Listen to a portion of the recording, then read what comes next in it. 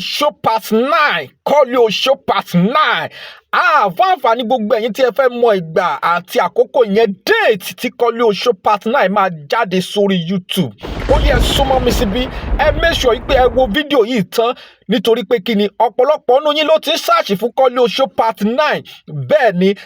nítorí ẹ̀ náà la ṣe fẹ́ sọ fún yín déètì tí Koleoso part 9 tó máa jáde sórí YouTube tẹ́ ẹ rí wò ìyẹn Koleoso part 9. Ẹ jẹ́ kí n fi àkókò yìí sọ fún yín wípé Koleoso part 9 àti ìyá tán ó ti wà ńlẹ̀ kì í ṣe pé a ṣe fẹ́ wọ location Koleoso part 9 wọ́n ti ya Koleoso part 9 tán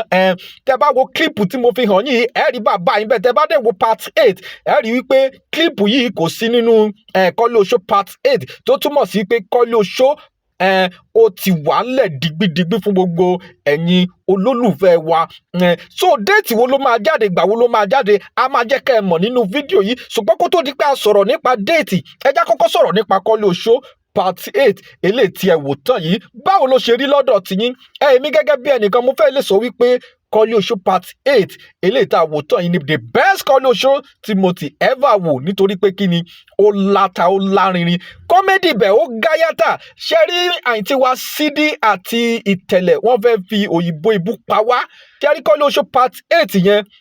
ó lágbára kọ́mẹ́dì bẹ̀ gáyàtà from A to Z kò sí dolly moment ń bẹ̀ ẹ mọ̀ láàrin just 1 hour Koleoso part 8 ó dẹ̀ wọ 1 million views ó lọ fà Iteledicon ní ẹni àkọ́kọ́ tó break record yẹn nínú gbogbo àwọn tó ń ṣe fíìmù kò sẹ́ni tó ń ṣe fíìmù tí fíìmù ẹ̀ dé part 8 rí ní industry kò sí ẹnìkan bó tó fi dé orí àwọn Igbo gan sẹ́ẹ̀ kò sẹ́ni tó ṣe fíìmù tí fíìmù wọn dé part 8 rí Ìtẹ̀lẹ̀ ní ẹni àkọ́kọ́ tó break record yẹn ẹ kọ́kọ́ máa kí Ìtẹ̀lẹ̀ pé congratulations ẹ̀yin tẹ́ wá ń retí part 9 yẹn tẹ́ bá fẹ́ kí part 9 tètè jáde ẹ máa tẹ̀ sí comment section wípé drop Koleoso part 9 drop Koleoso part 9 ẹ máa ṣe bẹ́ẹ̀ tẹ̀ sí comment section tẹ́ bá fẹ́ kí part 9 yóò tètè jáde nítorí pé kí ni ó máa láta ó máa lárinrin mo mọ̀ pé ẹ̀yin gan ti ń wò ó pé mo fẹ́ wo part 9 mo fẹ́ wo part 9 nítorí pé kí ni part 8 yẹn ó lágbára jù èmi gangan bí ẹnìkan mo gbádùn part 8 yẹn bí òyìnbó ti ń gbádùn tí ni o nítorí pé kí ni ó láta ẹ jẹ́ ká kí bọ̀dá wa Ibrahim Ìtẹ̀lẹ̀ iṣẹ́ takuntakun náà ṣe o láti lè rí pé ẹ jẹ́ ká tiẹ̀ dẹ́rìn pa àwọn olólùfẹ́ wa iṣẹ́ ńlá ni wọ́n ṣe lórí Koleoso yẹn tẹ́ bá wo Koleoso part 1 to 8 yìí ẹ rí i pé kò sí àṣàdànù nínú àwọn páàtì yẹn àti àzìn àwọn sítórì yẹn àwọn tó kọ sítórì yẹn orí wọn pé wọ́n ní ìmọ̀ kíkún bẹ́ẹ̀ ni wọ́n ní ìmọ̀ kíkún orí wọn dẹ̀ pé nítorí pé ọ̀pọ̀lọpọ̀ ló tiẹ̀ tí wò pé part 8 yẹn ò lè nítumọ̀ jàre part 8 yẹn ò lè ta lẹ́nu ṣùgbọ́n Koleoso gbọ́nà àrà yọ ó gbọ́nà àrà ṣe kí ni ó gbọ́nà àrà yọ ó gbé wọn débẹ̀ nínú part 8 tẹ́ bá wá wo part 8 yẹn rí i pé òun gangan ní kí ni òun gangan ló ń jẹ́ Koleoso òun gangan ló láta jù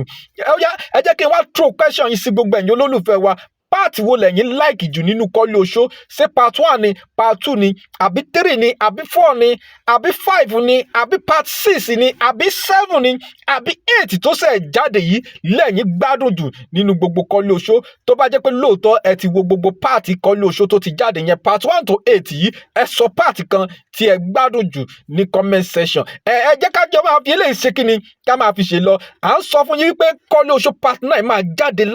pẹ́ tó o bá wá subscribe sí channel yìí ó ṣeé ṣe kó o miss ẹ̀ bẹ́ẹ̀ ni make sure pé o subscribe sí channel yìí nítorí pé ibi láti máa fún ẹ ní update ìgbà àti àkókò tí Koleoso part 9 máa jáde so tó bá wá jẹ́ ìgbà àkọ́kọ́ rẹ nìyí tó o bá ti subscribe sí channel yìí make sure pé o tẹ subscribe button láti subscribe sí channel yìí nítorí pé kíni a máa gbé yín débẹ̀ gbogbo ẹ̀yin ti fans Koleoso ọ̀pọ̀lọpọ̀ yín ló ti mọ̀ mí lórí Facebook Sam Monday Olúwayẹmí náà ní lórí Facebook so ìwọ tó bá wá jẹ́ ìgbà àkọ́kọ́ rẹ nìyí lórí YouTube yìí ẹ jẹ́ ká jọ lọ lórí YouTube yìí kẹ́ subscribe kẹ́ dẹ̀ ṣe kíni kẹ́ share video yìí kẹ́ like ó yẹ máa wá tẹ̀ sí comment section wípé drop Koleoso